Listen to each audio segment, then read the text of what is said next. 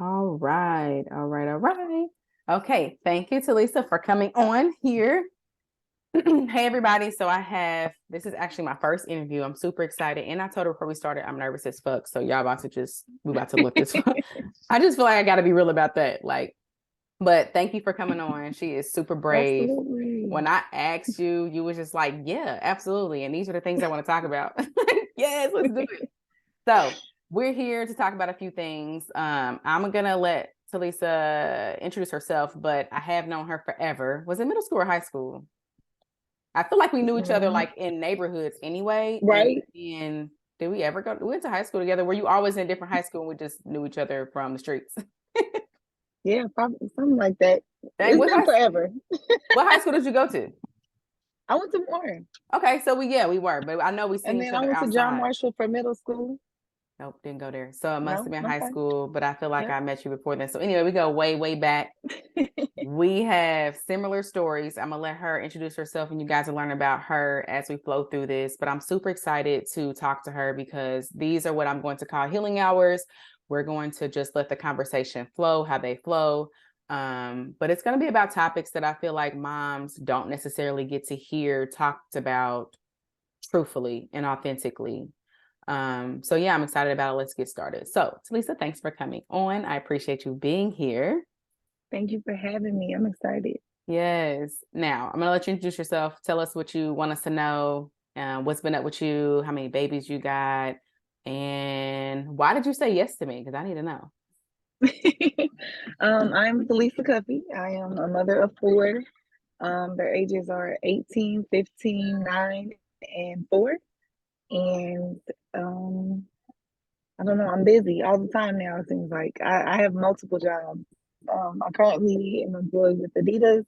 I work with Cafe, and I am an aspiring entrepreneur. I feel like I've been trying to be an entrepreneur for a while now, and things are just finally shaping up in my life where I'm ready to do it. Yeah. Cafe.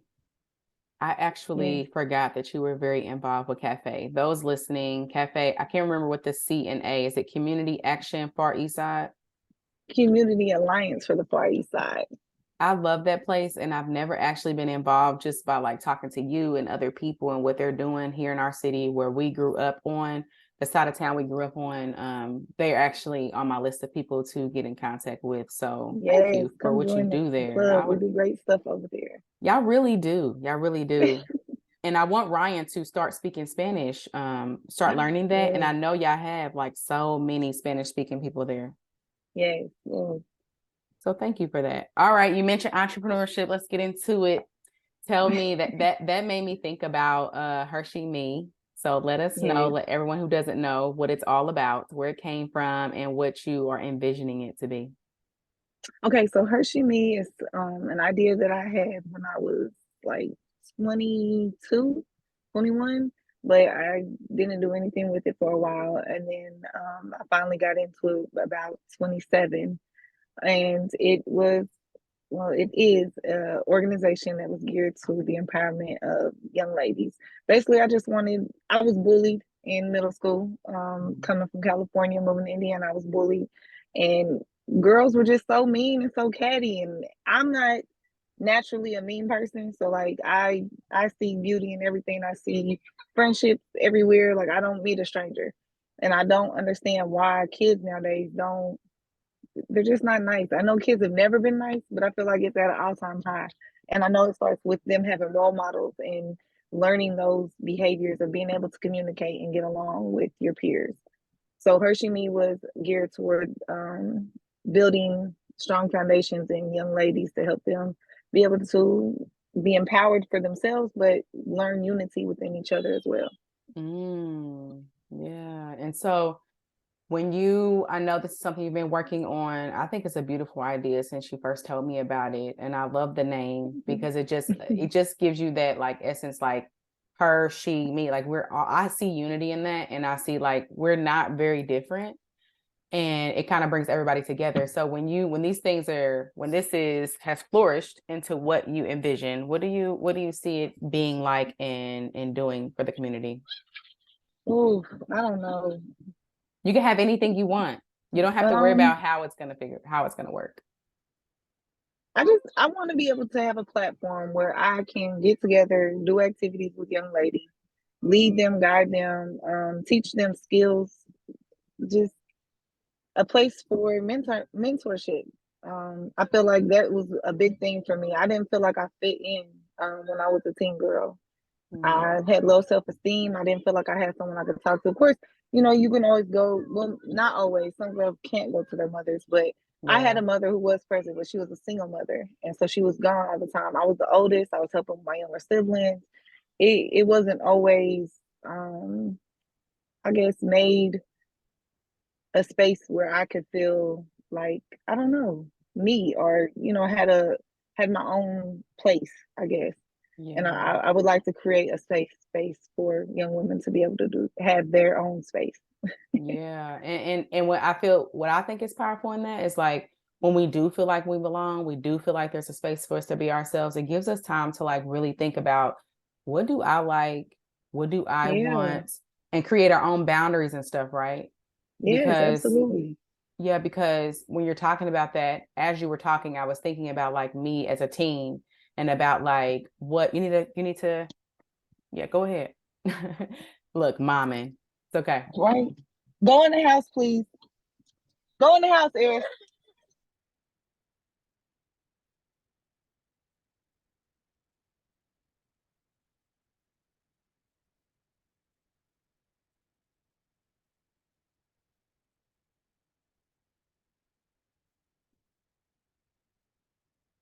Oh, I think I unmute yourself because I muted you just for you. There we go. I'm ready. Girl, kids, listen. Right. Me doing this podcast with kids, I had to just decide like y'all gonna hear my kids in the background at some point. I'm sorry. I didn't know if you can hear them banging on the window. I was like, oh my God. Not really. I just picked up the energy like these Okay, damn good. kids. These damn kids. Okay. I mean, it Right. is No, what it for is, real. right? So, Yep. but I feel like that's really important because I think back and this we can kind of segue into this about teen parenting. We both were teen moms, and I feel like at least my mom and I'm getting it from you in prior conversations, like they did the best they could with the tools they had. They were out Absolutely. here single parenting, doing it on their own. They can't keep up everything. Hell, I have a whole husband and I'm struggling, right? So I couldn't imagine like Yeah. being able to try and also them having lots that they needed to heal and that conversation really not being had around healing Right. Them not when it even comes time. realizing it. Right. Right, because we have such an advantage. It's okay now to talk about Yes. I had this and this going on. I'm in my healing journey. That wasn't okay back then. You have to be a strong Black woman, strong woman in general. Yep. You can't let anybody know I got these kids, I got it together. And so I just could not imagine raising kids in the era that they were in as regards to mental health. But Absolutely not. because of that, I felt like I didn't have a space. It was so much I didn't get.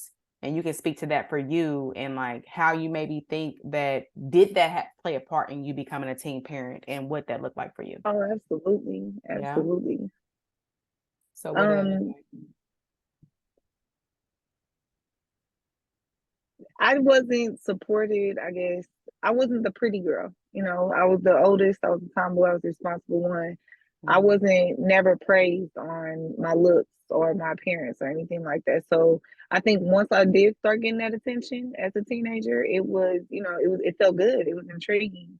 Mm-hmm. Especially to be receiving it from the opposite sex and not having my father present all the time. Um, so I definitely think that helped to play a role in me becoming sexually active and liking that attention. Oh, wow. That's actually a good point because when I think about how I got to be, a teen mom and what that entailed, I really never thought about that, to be honest. Like, Yeah, what attracted me to this make the decisions that I made, and yeah, what was missing from the household. Wow. That's a deep piece on that because I'm just like processing as you're talking, like, yeah, actually, that probably had a lot to do with it. And for me too, it's like my mom had to be tough for so many reasons. absolutely, absolutely. So the love and comfort, or I guess the nurturing, wasn't as present as, and me and my mom talk about that too. I don't know if that was like a reality for you, but it wasn't present. My mom was very nurturing when she was present, but I mean, she worked all the time. She had Mhm. ended up getting a really good job at RC. Yeah, and she was a supervisor, so she would be there long hours. She Mhm. might leave right before we're getting up ready for school, and we might not see her until we're already in bed, and she's just coming in to say, "Hey, good night." It depends. Her schedule varied, but I do think, I mean, whenever she was around, she was very affectionate. She would hug us, kiss us, and things like that. I think as I got older, it kind of got weirder because, like, I'm thinking about it right now. I don't know the last time I hugged my mom. Now that I'm thinking Mm. about it, and I know that I wasn't the most affectionate with Talia. Talia lacked a lot of the affection portion, and I know that came from me just kind of still being in my tomboy energy. I guess I was. Yeah. I just yeah. It was And weird. Talia's your It was a weird oldest. time. Yes, Talia's my Yeah. oldest, 18-year-old. Yeah. So is it because your mom was when your mom was present, like she's hugging you, she's, definitely Mm-hmm. nurturing, but the timepiece is what, well, she wasn't around. So then it wasn't happening as much as maybe as you needed. Absolutely. Did you feel it weird to be like that towards her? Like, or did you just because of your age and in your element didn't see it even as important? Yeah, I don't. I think at that time, no, I didn't. I didn't see it as important. I was growing up, my mom, like I said, she when we were younger, she would hold us, kiss us. She was always loving. So I don't think I really noticed it until I'm older now and I'm looking back on it. I'm like, wow, this really just kind of stopped happening over, time. Yeah. And your youngest is 4, so is there a difference in how you Oh, were? for Yeah. sure, for sure, Yeah. What is that for difference like? sure. I'm softer now. Like I'm more tender. I'm more appreciative, especially with Talia being 18 now and being able to have a grown lady, that you birth standing in front of you, and now you got this little girl. You're so more cautious of your time and just how short them being an innocent little girl, how precious it is. Yeah, that's true. So it's like you see, trying to see the example. Like you're looking at Talia and you're like, this is, you could just see all of your child rearing or raising in her as she's young. And Yes, then it's like a second chance almost like, oh, I yes, remember when she was this young. absolutely, Yeah. Does she talk about absolutely. that? Does Talia talk about Yeah, that? she notices the difference. She says it. Talia is she's amazing in the amount of grace that she gives me. When I say she is so patient with me, I apologize to her all the time, and she's like, "Why are you apologizing? Like you're a great mom. Like I Oh, should be sorry." And I'm just like, dude, like, oh, that really how makes can me I be mad at you? emotional. Right, Yeah. right. But Yeah. Because those yeah, older ones, man, they go through it with us. they do. They really do. They Yeah. really do. I feel like even if you're an adult, your oldest one still gets, like if you're an adult when you have children, your oldest one still gets the part of you that has no fucking idea what you're doing. And Absolutely. we still don't, but you get better, right? It's your test child. Like it's really your trial and error child. I'm telling you. And then spin on that you're a child when you had her. So she even Oh my gets God. more. On everything. So what do you think was missing? Like in regards to, I mean, people will be listening that weren't a teen mom, right? Um, Right? what do you think is the biggest difference? We know the age, but like what makes it what you have raised children as an adult woman because you have your Yeah. 4-year-old. What do you feel like is that the biggest missing piece as boom, you had this baby when you what 17? 15. I was 15 when I had 15. Talia. I turned Wow. 16 3 months after she was born. Wow. Okay. Yeah. So baby, right? Like, Yes. what do you think? And I know we know like oh the brain development and you're a teen yourself, but like the intricate pieces of this baby's in front of you at 16 and this baby's in front of you as an adult, like the big difference that you're like, man, that was missing or what? I think self-awareness, like being aware of who I am as a person and that it's okay for that to be different day to day or to look Mm-hmm. different day to day. Um, when I had Talia, it was so important to me for nobody to tell me that my mama took care of my child because Woo! I was a child. Like that, I was so prideful about that. Like, ain't nobody gonna tell me that she take care of my baby. Like, no. And Woo! baby, when I say I'm so thankful for a village Woo! at 34, yes, like Yes. I'm writing that down because that's a whole series. No, it is. about having kids as a The power. teen, Yes. power, pride, needing to prove something, Yes. wanting to make your mom proud because she's already embarrassed. Absolutely. Woo. Absolutely. And that was a big thing for me. Like my mom was a teen mom, but she was very successful for herself, you know. She made a very hard choice when we moved. Like I said, I'm not from here, I'm from California. We moved here, she didn't have any family. Wow. My father's side, my dad's side was our family that lived here. And when she chose to stay, like she knew that was like, I'm giving up all my family. Even after they divorced and separated, she chose to stay here because the economy was better. You know, the cost of living was more affordable for a single mother, and she was able to be a lot more successful than she could have or, you know, might have been staying in California. Wow. And I knew you were from Cali, but I didn't know you came so late. Like, you know what I mean? Yeah. Middle school. I did not know that. Yeah. Fifth grade. Fifth grade. Wow. That's I like a was here in super fifth grade. important time. When I say culture shock, Yes. culture shock. And I Wow. used to always, people used to like laugh at me when I say it, but I'd be like, there's like a cloud of childhood trauma over the city of Indianapolis. Like when I moved here, the things that they were talking about in fifth grade and middle school, I was not being exposed to that stuff in California. We were not worried about those things or talking about those things.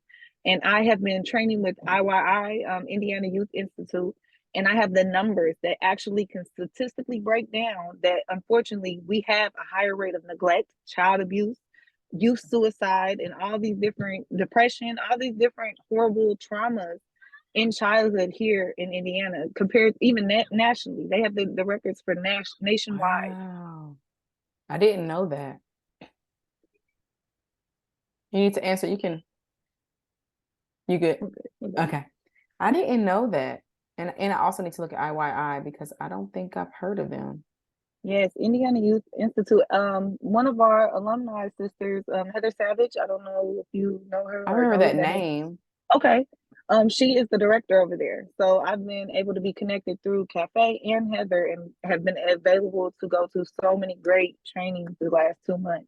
I have been flushed with so much knowledge and it's just been an awesome experience. Preparing you for HerSheMe for sure. Like you just, you know what I mean? Like you're like Yes, doing the work now. This absolutely. is so awesome. But I'm gonna write that down because I got to have you on here to talk about the experience of. I want to ask you, but like I just know it's such a deeper It's okay. conversation about like how it is to be a teen mom and what you have to prove. So for you though, just like the tip of it, when you had your baby, when you're like, no one could say that I didn't take care of my child, like what came up for you? Like, why were you even thinking about that? And what were you fearful of happening? Mm, I don't know. I think it was just because the way my mother is, and I know how my mother is, it so easily could have became like a Talia, my little sister type situation, if that makes sense. Yeah, Yeah. absolutely. So your mom was ready to like just do Oh, yeah, whatever you needed. absolutely. If I would have been a deadbeat mama or a lazy teen parent, she absolutely would have stepped in because that's the type of mother, type of person she is. But she also knows me, and I am one of those people who learn through tough love. Like I have to learn things firsthand. I'm not gonna take your word for it. I have to touch the fire to know it's hot. Okay, Mario, that's my oldest. Right. And so yeah, once she got here and I like life got real, she was like, no, like this is your baby, you got this Mm. and you're gonna raise her. And I mean that was in my mind anyway, so with her reaffirming that, like not letting me have the slack and slacking up, that sold me on it, like I'm a mother. And that says a lot, excuse me, about you because you had the opportunity to kind of throw parenting to the side in a time where it's understandable, like 15, 16, Absolutely. you just now getting into like teen years should be fun and doing this and doing that. So that says a lot about you from even back then, your dedication, like for being a mom, because Absolutely. some teen moms have no choice. Like my mom ain't doing, they can be like, my mom's not doing anything, or they didn't have a mom. They had to make it happen, but you were in a safe Yeah. space where you could have just been like, oh, Talia be fine and did your thing. So kudos to you for that, And for real. thank God, because I had a C-section with her, and I had Mm. postpartum depression for like the first 4 or 5 months. It was hard for me to Wow. even want to hold Talia. It was difficult. And mix that in with being a baby yourself.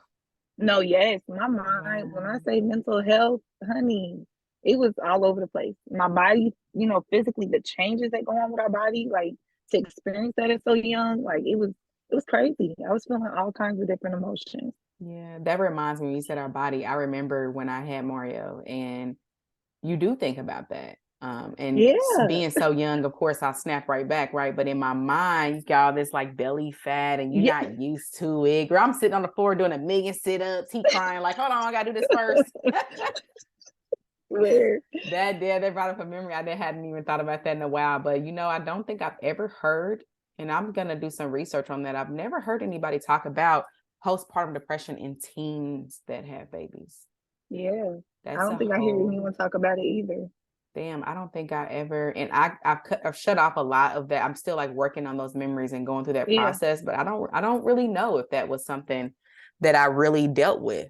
So speaking of that, like also being a teen mom, I know what's also popular or what happens oftentimes is you end up also being a single mom. Was that your experience? oh, my experience was crazy. Um, no, it wasn't my experience. I did go through my pregnancy alone, but I started dating. There was a guy who had wanted to already date me during the time that I was pregnant with Talia, and I was like, dude, like, no, I'm pregnant. Like, leave me alone. By the time Talia was 6 months, the dude had won me over, and I started dating him, and we had a long, relationship, and um yeah, I don't know. There, Yeah. ooh, just thought about a lot of different memories with that question. Yeah, stuff you probably haven't even thought about. Yeah, yeah. Yeah, but they're all So, good things. It's just and crazy. that's beautiful because not many people have that story to be a teen mom and also have someone else that is being present and helping. So I'm Right? glad that Talia had that experience and you had that support for sure. Absolutely. So when we're talking about you have 4 children now. You said their ages 4, 9, and 15, and then Talia's 18. So Yep. tell me about this 18-year-old. Tell me about what it's Oh, like to have a grown ass woman as a child. mm, mm, mm, mm. Is she really grown, Gina? Is she really like Right. Legally, 18? I say. Right? They need Let's to say fix that. this. Let's We're say going to that. legislate it. Let's Um, say that.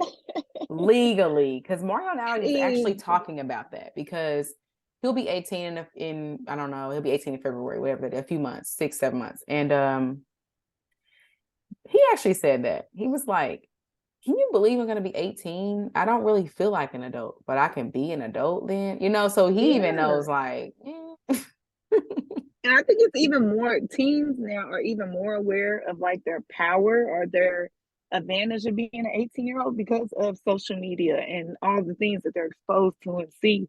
But like, it's so weird. I don't know, this 18-year-old woman that I birthed, all these years ago is just so different yeah. than what I imagined her to be and even what I've known her to be up until this point. Mm, So it's I'm in a transitional period with Talia.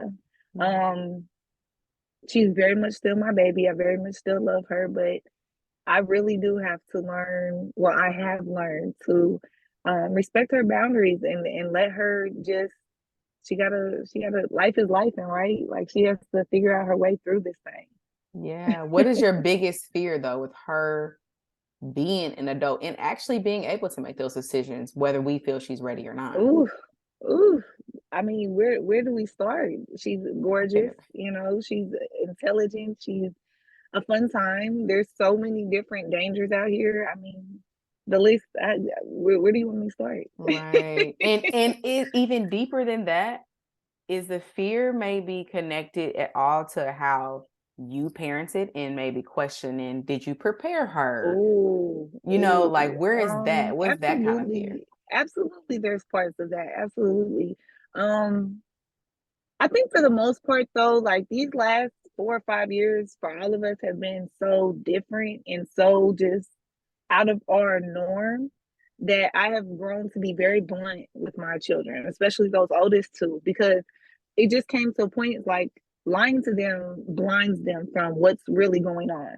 And Mm, if you I feel like sugarcoat or spoon feed them what you feel like is safe for them to know. Are you really helping them to have the full knowledge to navigate through the world the way they need to? So on one end, I'm like, yes, I feel like I've equipped her to do great things, and I know she's going to do great things. On the other end, it's like, did I teach her everything that she needs to know? Do we ever like? I mean, we're Mm. what 30? We're in our 30s, and we're still figuring things out as we go. So to have this 18-year-old out here with this limited amount of information that she has, And scary. thinking likely she has it all. She Oh, knows what she's of course. You know what 18-year-old women think. We are at our prime at 18. What? We are grown. but you made a really good point. Is it even possible to equip them with everything they need? Is And it? I personally, when I think about that, man, I think that, like you said, we don't know everything. I think that my experience is not their experience. Absolutely not. So me, like, let me tell you all these things. And like you said, you can also get just overwhelmed because I've been through this. Like when Mario, I think when he turned 16, 15, I had this time where like I had these lists of all these things. Like we Yep. gotta talk about this and we gotta talk about this, we gotta talk about it. And it became like this checklist type shit. And it's like, hold on, wait. He's supposed to experience life himself and not through the Yes. lens of me and my experience. So I feel like there's a balance. I'm not sure if I have that balance, but I get exactly what you're talking about like it's my responsibility to equip you, to be honest with you, like, listen, this and this and this is out there, but then not to, well, not, I guess not to make it seem as to where like my truth is yours, because I want them to Yeah. create their own truth. Absolutely. That's a Absolutely. that's a difficult balance, balancing the realities of life. And like you said, because Talia is gorgeous, and in person, I've seen her, just a beautiful spirit, and thinking about who could and would and wants to take advantage of that. Absolutely. That is scary. Is she prepared? Will she be able to see that for herself? Does she know how to handle it when it does happen? Because they're going to Right. try, right? Absolutely. And then also not like bogging them down with that fear so they can Yeah. experience life for themselves. It's just a really hard balance. And I don't even know how you know if you have that balance. I really don't. So, what are conversations with her as a grown woman? Like, are y'all talking about sex? Are y'all, some Of parents, course. yeah, some parents like, if you did drink and do drugs, whatever, with their kids, like you're an adult. Like, how is that to parent an adult as a woman?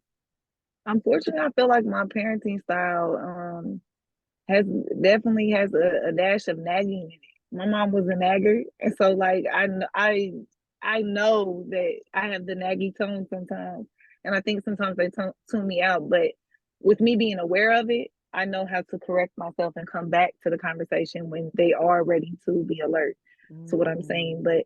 But it's just, I mean, talking to her. I try to talk to her, not necessarily like she's my friend, but to an extent, yeah, you have to give her that comfort of knowing that she's in a safe space and can talk to you.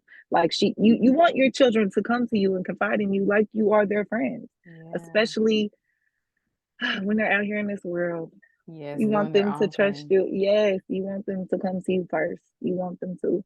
So, just allowing her to have somewhere safe to speak, to be herself, to tell me her truth, to know Mhm. that I'm gonna nag a little bit and I'm gonna complain because I'm a mama and that's what I do. But to know that you can tell me whatever it is you need to tell me, I'm gonna have your back. Yes. Oh, I love that. To like be there for her. No, hey, this is your choice. You do your own thing, but I'm here for you, like regardless. Absolutely. I sensed a bit of hesitation when you talked about being her friend. Let's talk about that because especially in the Black culture, I ain't your friend. And it continues throughout that. But what are some Yes. benefits that you see in actually parenting in a way that, you know what, I am your friend, and that authority still can be there while being your friend? Yeah. Or do It you is. even feel that It way? definitely was. No, yeah, absolutely, absolutely. There was hesitation because I am mixed about it. Like I want that respect as your mother. I want to be your mother figure, but at what expense? I think sometimes get so caught up in, like you said, in our culture, I'm not your friend. Don't talk to me like I'm your friend. I'm your mama. We demand this level of respect from our children, but we don't always give it back to them, and make them want to respect us. And I feel like in learning more, I already was aware of conscious discipline because at Head Start, that's how we taught. And you were So amazing, y'all. She had thank you, Cameron thank is you. 12 and she had Cameron in her Head Start class. And for anybody that knows, this is a side note, that when you have to drop your babies off somewhere and you just don't know what the fuck is going on there, like God has blessed me to have people like you. I remember at the daycare, there was a woman that, Tashika, that I'm like, I was able to drop her off at 6 weeks and know she was fine. Like, so thank you. And everybody else is out here doing this hard work. So sorry to cut you off, but I had to say That's that. all right. So I you said you appreciate knew it. I about appreciate it. the conscious Conscious parenting from discipline. that. Okay. Or Yeah. discipline, that's right.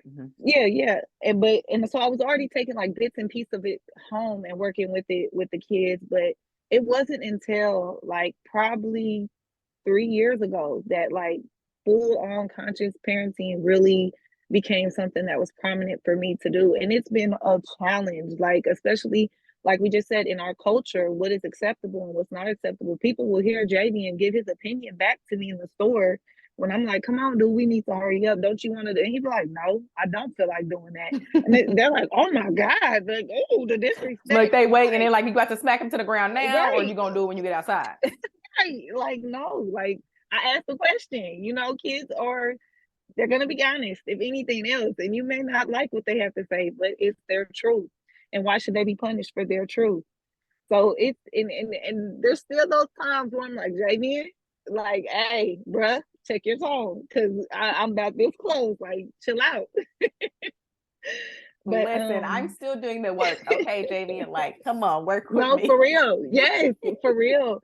And Javian is like my mirror child. If I had to be any of my kids, it would probably be Javian as a child. Like, he's full of energy. His is worse because he's a boy. But honey, yes, Javian gives me a run for my money. I'll say, do you feel like those ones that are closer like you make it more difficult to really step outside of what you've known as a parent and do better? At times, yes. At times, absolutely. Yeah, because I think about that. He pulls every. I mean, yeah. ooh. And it just gets me to that thought when they say, like, when you're triggered by something, it has something to do with you. And I'm grasping that. I'm learning that. And I'm like, oh, okay. I'm seeing it. Like, because stuff don't get on my nerves that I typically don't do, or, what have you. Because, Cameron's like, oh my God, I like a do-over. And it's like, I wonder about that. It's like the closer they are to you, it helps you maybe see things in yourself that you're working on, 100%, or whatever. 100%. Through him, like, it is literally healing parts of my inner child. Me working with him and doing the work and being aware of what he needs and what he doesn't need, and being able to support him in ways that maybe I wasn't supported.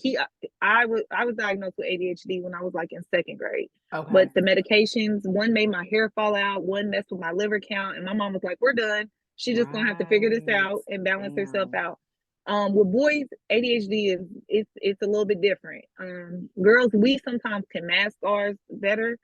With boys, it's impulse. They're very impulsive. And my son is a boy's boy in every way of the word. He's rough, he's tough, he's gonna climb stuff. ADHD makes you want to climb the walls even more. So it's like my son has to stay busy. He has to stay busy. And that was me when I was little. If I wasn't busy, I would get into mischief. I would find something to do. Wow. And so what's beautiful about that though is, like, since you've had that diagnosis, you can kind of see around that, you can see through that and have more compassion for him, especially with him having, like you said, being a little bit worse on the spectrum, or more difficult to operate in the world of people who want you to be the fuck still, basically. Yes. And Javian's not. Like, Javian is a CEO of a company. He thinks for himself. He is a leader. Kids love, like, I love the feeling. It feels like Javian is already a celebrity when we go to football practice and stuff. Like, that's Javian's mom. And I'm like, hi. Yes, that's me. Yes, that's me. I love it. That's awesome. You mentioned your healing journey. I would love to ask you some questions about that, because one thing we talked about when we decided to do this, you had mentioned like one of the things you're working through is learning to be present while healing. And I really loved how you said that, because one, like healing looks different for everybody, and they do it for different reasons. But that piece about also like being present, like what about healing makes it difficult for you to be present in the way you want to for your babies? I've been present for my baby since I was a baby. So like and then like it's a many factors. Okay, many factors Yes. make it hard. Um, I just be wanting alone time. Like I just want to just I need silence sometimes. I get overstimulated and I didn't realize it. Like at one point I feel like I had mastered my ADHD and I had it under control. And then I think with stress and the pandemic and just different factors, it kind of like was re-triggered. And I didn't realize it until I had to go back into the workforce after I had Eris. Like it was hard for me to focus. Like people are Mm, talking to me and I'm looking at them talk and I'm not hearing nothing that they're saying. Like what did you say? right. um, but the hardest part I think is giving them their time and being actively a mother, not just coming home and having the routine of here's dinner, here you go, here's your clothes, getting a bath, your homework's done, cool, let me check it. You know, just being there, actively present with them, because it's so easy to get thrown into, like I said, that routine of a robot mom. You know, where you're doing Mm, the same thing every day. You're going to work, you're getting the kids ready for school, you're, cooking dinner, doing laundry, excuse me, doing these things where you're not present. Like you're there, but you're not present with them in that moment. yes, I 100% get what you're saying. I think any mom listening to this is going to say yes, because the more I talk to moms, the more that's a thing. Like, how do I balance me as a woman, as a human being, as a soul, and also be a mom? Because I don't know about you, but the more healing I do, the more I feel is very introspective. Like, Mm-hmm. I have to be like inside. I can't be like momming and also like I have not mastered being able to do the two. Yeah.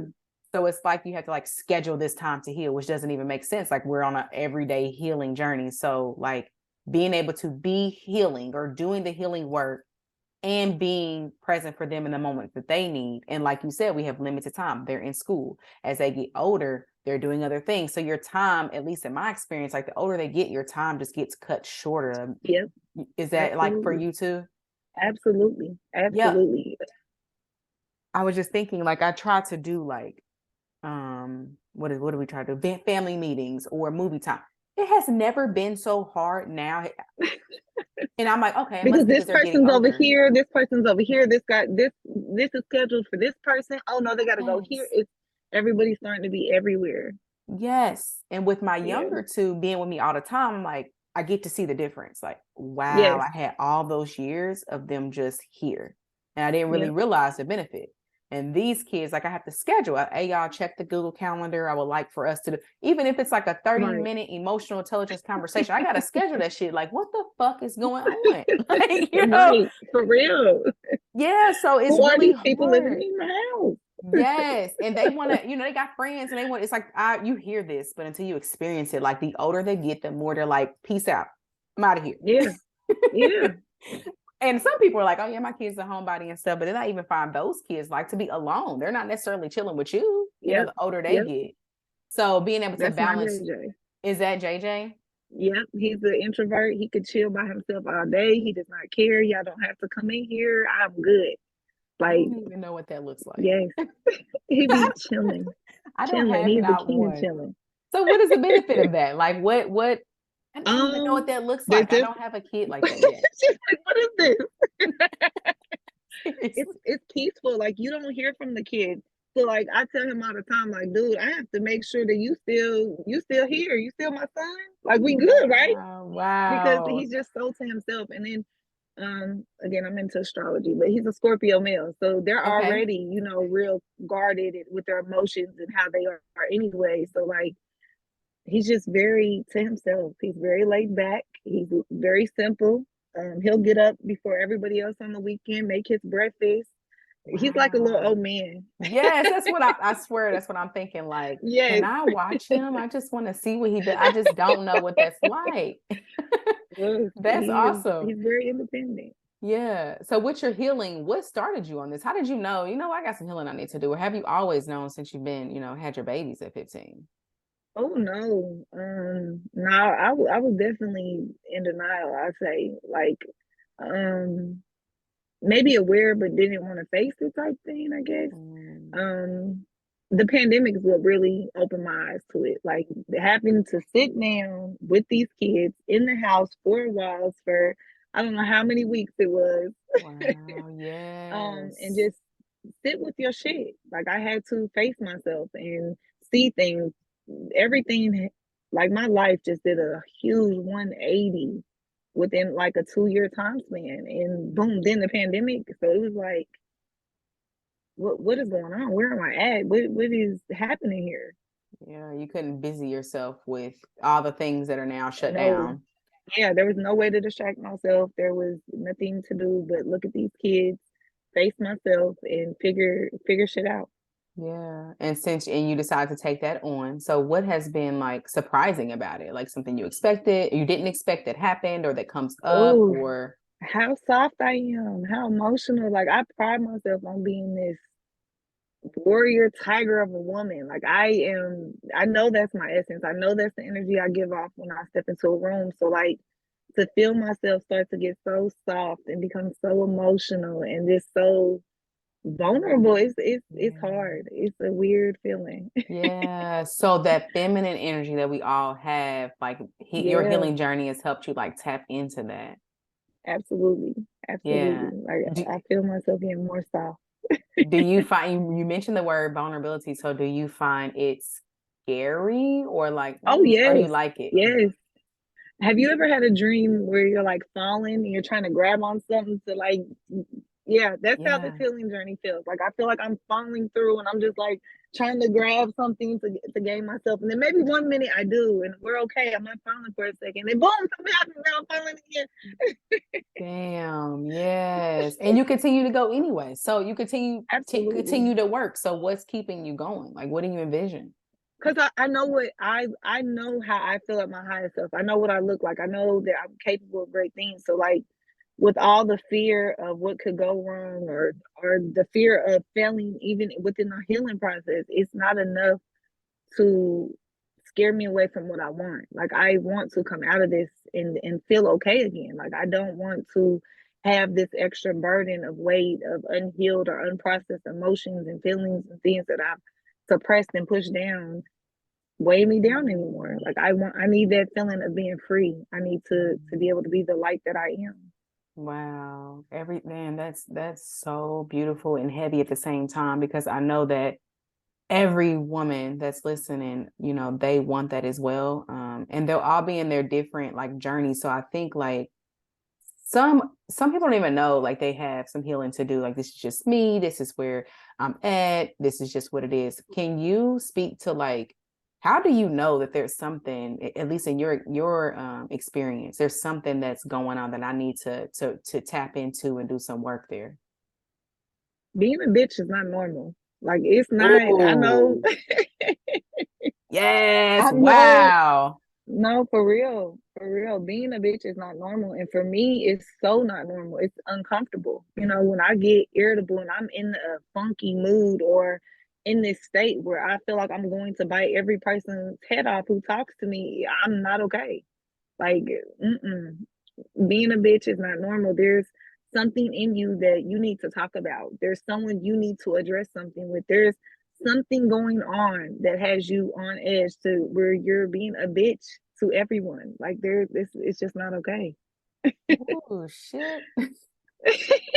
That is so true though, because even for me, when I am being rude, mean, I'm short with my husband, my kids, Yeah. something is always wrong with Yeah. me. Something's triggering you, something you're either tired, there's a lack of something, a need is not being met within us for us to become those bitches that, we get labeled as. But Wow.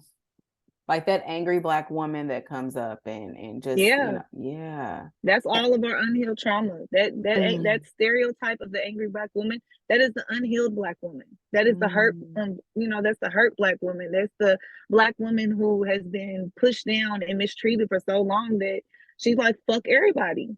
Yes. Wow. Yes. Oh, wow.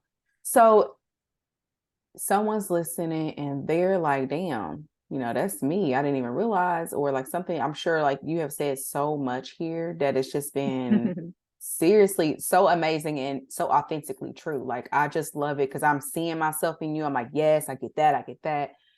What do you suggest for, anyone listening that may at this time for one reason or another, they might not be able to get therapy, they might not be able to go do this, go do that, like some simple things that you feel like may help them in their journey to even just become aware if they're like, you know what, maybe she's right, maybe I do need to, like, just to even tap into the awareness of what is going on with me. Yeah. Um, I'm a nature buff, so I'm gonna tell you, you need to get outside. You need to just sit and be present with nature. Just breathe and listen to birds. I don't know, it's something so soothing about hearing birds chirp, especially in the morning for me. Like that, it instantly calms me down, you know. I don't know if anyone knows what grounding is, but walking barefoot outside, just letting your body get the natural electrons from the earth and let them pass through your body, that helps. um Taking time, just to breathe and be present and breathing. We think we're breathing because we're alive, but a lot of times I realize, especially through those years of like trauma or the stuff that I was working through, I was not breathing. I was not like inhaling deeply and breathing. I was holding my breath constantly. Wow, that's very true. And the more I learn about breath work, it seems so simple. It's just like before I'm learning Right? about it, Breathe. yeah. But it seems like I'm breathing anyway. Why do I need it? What is that? But the more Right? I look into it, But you're like you not. said, we're not doing it on purpose. No. So that's a We're whole we're doing thing. it just enough to survive. You know what I mean? Like, there's a theory that says that our blood is not really pushed through with our heart. Our lungs push our blood through our body. I don't know if you've heard that, or Oh but no. if you think about it, like when we start, what gets the blood flowing? Exercise. What, gets your heart rate and stuff up, and it's not necessarily your heart pumping the blood throughout your body that makes it flow through your body. So when you start breathing and you're working your lungs and you're using the air in your body to push your blood through your full circulatory system, you're doing something great. So like, I don't know, try it right now. Just I take a deep literally I was breath. getting ready to say that when you said that, I took a deep breath and immediately I had this different kind of feeling. And it's Right? like, wait, that's why when you're all like worked up, like, take a deep breath. Yes. Like, Just take a deep breath. Like wow. intentionally breathe. Breathe on purpose. Dude, I'm a fucking nurse. I'm like, you connecting all the dots for me right now. Like, where do I sign up? Like, where's the Right? class? Like, what? Well, I just be going to like different little YouTube videos and clips because, of course, with Not our honey. schedules, I don't necessarily have time. I'm talking about your class. Your class. Oh, it's coming soon. It's coming For soon to some real. teams near you. No, for real. For real. Seriously, because like as you were talking, I was like, let me see what you're talking about. And you just feel the blood moving differently Yes. and it makes sense. They tell Yes. you, take a deep breath when you're nervous, when you're this, like, but you just Yep. connected it for me of like the why. Like the way you explained it so beautifully. I'm not bullshitting. Like, Thank you. Thank thank you. you. Like, what? What? That's awesome. I really appreciate that. Like, I got Yeah. my whole little sheet of homework to do myself. If y'all listening, y'all have been blessed. Like, dude, I have a couple more questions to be conscious of our time. One is, I have this fun question that I want you to answer for me. One, well, two of them. Two of them.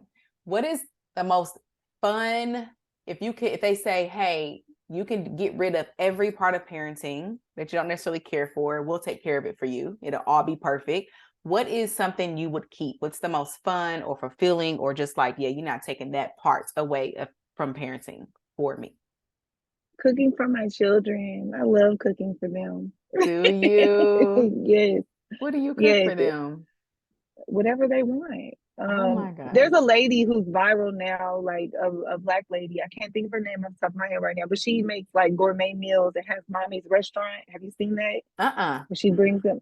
Okay, well, Look I it up. did that back in the day for Talia and Jay all the time. I would turn my kitchen into a restaurant, or I would set it up and act like they waiter and take their or waitress and take their order and do all that cute stuff. And like I don't know, even now, like I ask JJ, "What's for dinner? Like, what do you want? What's the menu for tonight?" And JJ will rattle it off, and they'll be like, "Yeah, this sounds good. This is what we want."